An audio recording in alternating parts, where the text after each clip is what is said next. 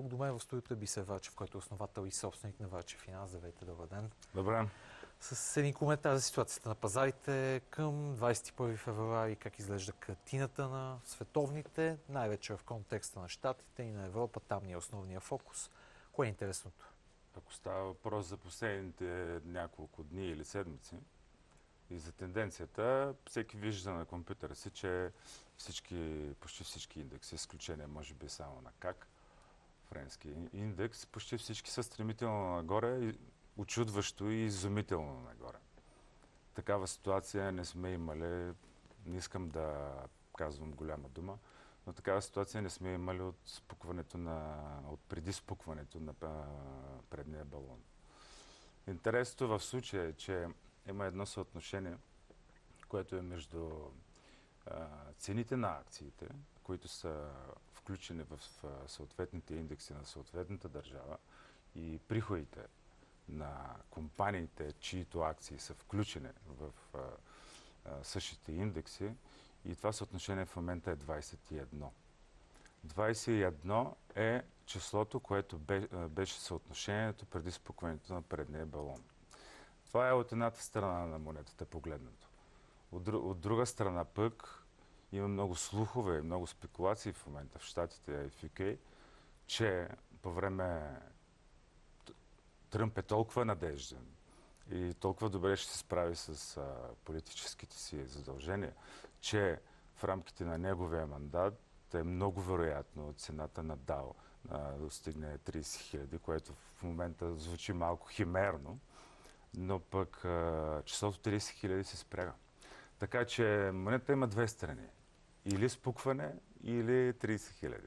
И в крайна сметка, пък ако погледнем в един малко по-краткосрочен характер, очакваме ли, защото много експерти говорят за корекция през тази година, тъй като, както и вие споменахте, много са така надценени акциите на глобално ниво, особено в Щатите. И за нас. Особено и в Щатите. Чакаме ли едно така здравословно, ако мога да ние го чакаме вече 2 години. Чакаме тая корекция 2 години. Да, имаше преди известно време. Корекция на тя беше 23,6 на Фибоначи, което означава, че въобще не беше значима и не е здравословната корекция, която всички чакаме, за да всички трейдери и инвеститори и спекуланти очакват и я наричат здравословна, защото ако тя се получи и цената на индексите коригира до ниво от порядъка на никога не го казвам в цена на индекса, тъй като го следиме по стойности на Фибоначи, 50% корекция на Фибоначи, това е здравословна корекция. Там е ерията, където трейдери, инвеститори, спекуланти биха търсили нови покупки на-евтино. Тъй като няма какво да се лъжиме. Пари се правят, когато купиш на-евтино. Това правиме и ние по цял ден. Анализираме съответните акции в кошниците на Dow Jones, на Standard & Poor's, на КАК, на FTSE и търсиме дивергенцията между индекса и съответните акции. Тоест, скъп индекс, евтина акция. Тъй като повечето в тази кошница, за да достигне цената 20 500, 20 600, мисля, че вече стигна, търсим изостанали акции, евтини акции. Които да наваксат, така да се каже. Които рано или късно ще наваксат. Точно така. И това е добра възможност за печалба. Можем ли да отчетем някакви такива интересни предложения на пазара към настоящия момент?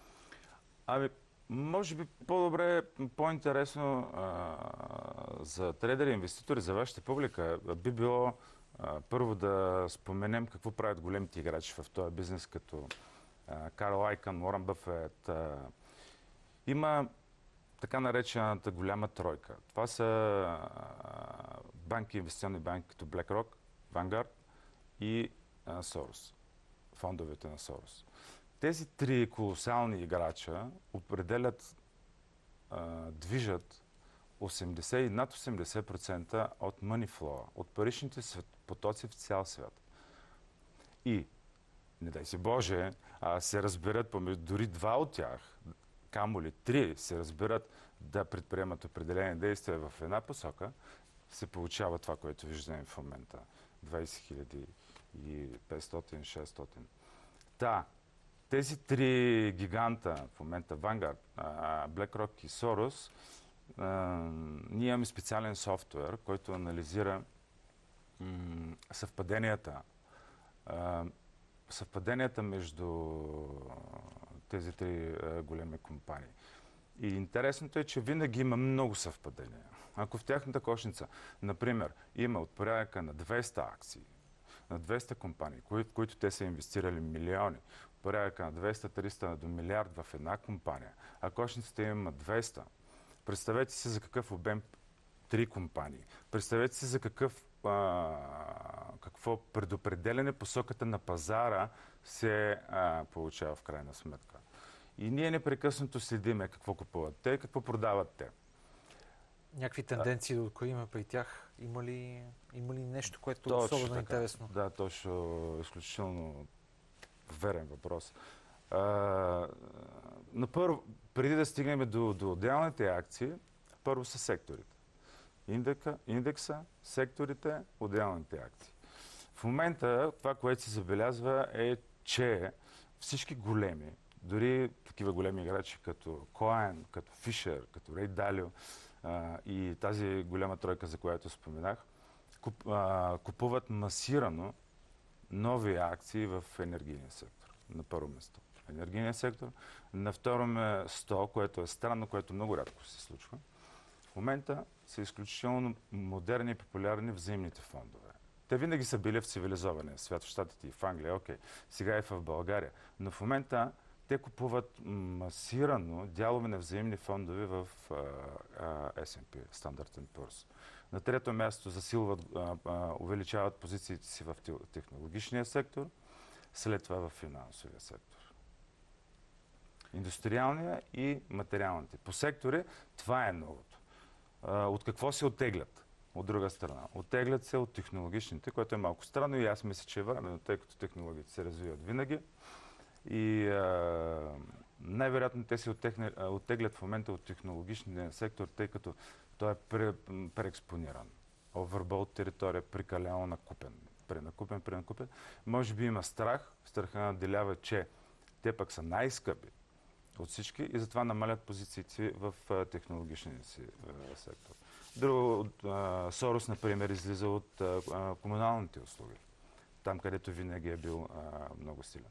BlackRock, за която споменаха, а и всички останали, зануляват абсолютно позициите си в здравеопазването. Заради неяснотата в около Obamacare. Obamacare, да.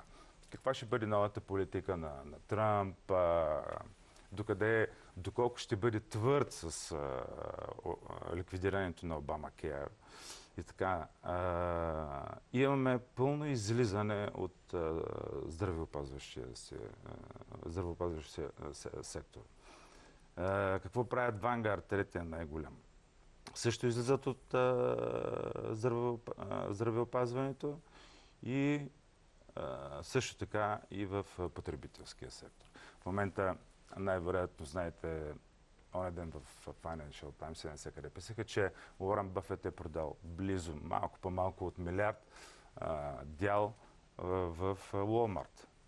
Защо? Заради Амазон. Тъй като Амазон... И промените, които текат там. Да, благодарение на тяхната предвидливост преди години да заложат на инвестиции в технологичните продажби, а не физическите продажби. И такива компании като Walmart чак сега се усетиха, че това е било бъдещето и в момента се опитват да наваксват. Например, свалиха цената на доставка за един месец от $50 на $35. Тоест, те панически в момента се опитват да догонят такива компании технологични в продажбите като Amazon и други. И ето, типичният пример е излизането на Бъфет от тази негова много дългосрочна инвестиция. Друго интересно е, че с освободените пари, с които той излиза примерно от потребителския сектор, той инвестира в сектор, който никога не е харесвал. Полетите, самолетите. Има промяна Въпреки, на че глас. се бяха години наред с много в транспорта, но най-вече в въздухоплаването. Да, интересни неща се случват. Интересна Големи динамика. размествания. Размествания обаче като че ли има и в Европа. Защото фокусът в момента е щатските акции, там имаме сериозни рекорди от ефекта Тъмп. В Европа картината също е много положителна по отношение на индексите, но пък има други фактори, като да кажем Брекзит, които така остават като една неизвестна, която виси в пространството. Вашата компания разполага и с офис в Канари в Лондон. в Лондон. В този ред на мисли искам да ви попитам от позицията ви пък не само на пазара на анализатор, пък от позицията на собственик на финансова компания. Как това нещо ще повлияе на вашия бизнес? Брекзит и всичко, което се случва около това нещо. Ние сме Trend Follower Traders. Следващи тренда. Това, което се случва в момента, е изключително благоприятно за нас. За наш късмет или умения. Не знам. Но бивайки почитатели, последователи на теорията на Дао за следването на тренда, в момента изключително добре работи за нас. Виждате, многомесечен тренд.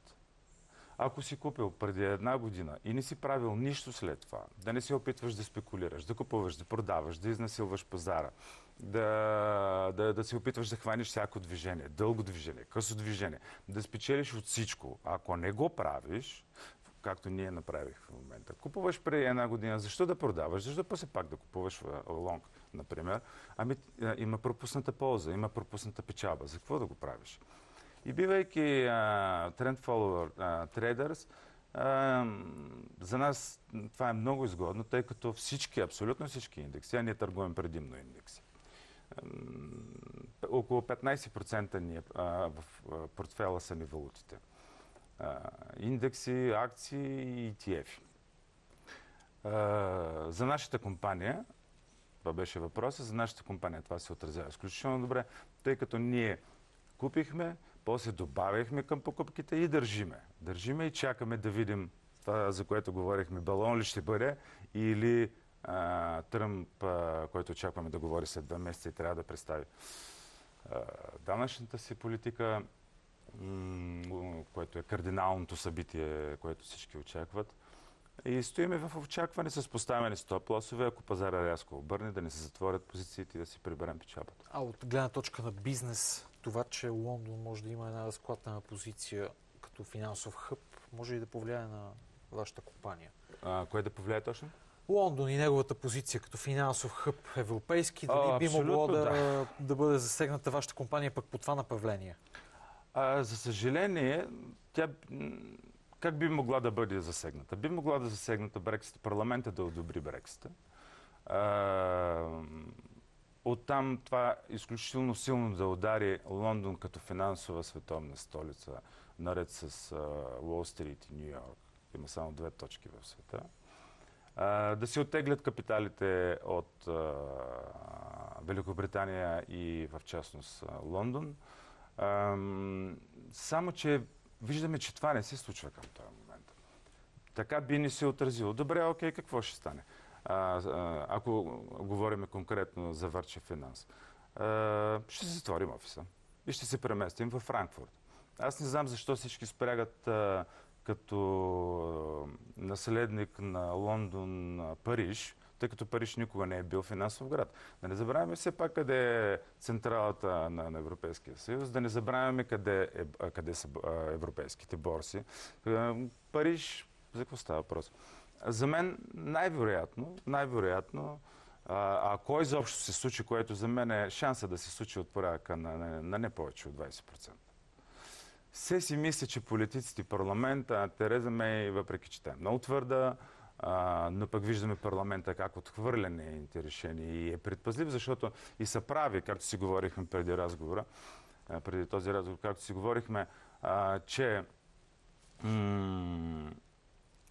ако те направят тази глупост да излязат от Европейския съюз, а то е глупост за мен, тъй като една държава, чието износ е около 57% ориентиран към Европа, иска да излезе от същата тази Европа, ами не е много умно май. И от тази гледна точка се си мисли, че в крайна сметка разума от тях ще наделее или ще вземат някакво половинчато решение по средата, нека да няма визи, само и само. Сега последното изхвърляне на Тереза Мей, ако не греша, може да греша, е, че ако видите ли, ако Великобритания излезе от Европейския съюз, ще трябва да плати 50 милиарда, да върне 50 милиарда инвестиране от Европейския съюз в Великобритания. Великобритания от своя страна пък контратакува с това, че те, видите ли, ще станат като Сингапур безмитна зона и ще привлекат всички капитали и това пък ще нарани Европа. Нескончаема борба. За нас, ако това нещо се случи, прекратяваме си договорите в Великобритания и отиваме, според мен, в Франкфурт, който е най-вероятният. Буквално в рамките на няколко секунди един въпрос, който зададох и на нашия предишен гост. Миналата година имахме две събития, Брекзит и Доналд Тръмп, които бяха, така да се каже, геймченджери, които промениха ситуацията на пазарите доста кардинално. Тази година ще имаме ли такова събитие? Дали ще има? Събития от ранга на Брекзит или Доналд Тръмп, неговото избиране, което да промени много, да размести пластовете? Не. Те бяха две такива кардинални събития, като избирането на неполитик за президент на Съединените щати, сравняван с Роналд Рейган заради нестандартната си политика, поведение и така нататък.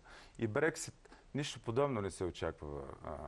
В момента това, което очакваме, преди една седмица, Доналд Тръмп каза, че до 3 седмици ще обяви ясно и точно програмата си за данъчни облегчения на корпоративните данъчни облегчения, които са изключително важни.